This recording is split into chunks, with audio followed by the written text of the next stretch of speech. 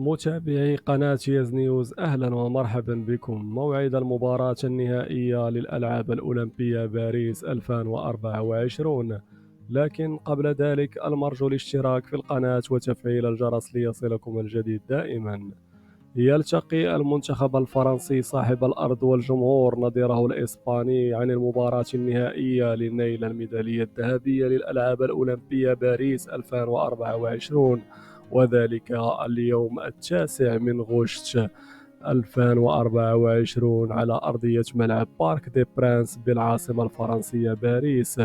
تنطلق المباراة الساعة 5 بتوقيت المغرب، تونس الجزائر الساعة 7 بتوقيت القاهرة مكة المكرمة.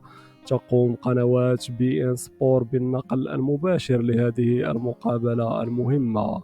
المرجو الاشتراك في القناة وتفعيل الجرس ليصلكم الجديد دائما، والسلام عليكم ورحمة الله.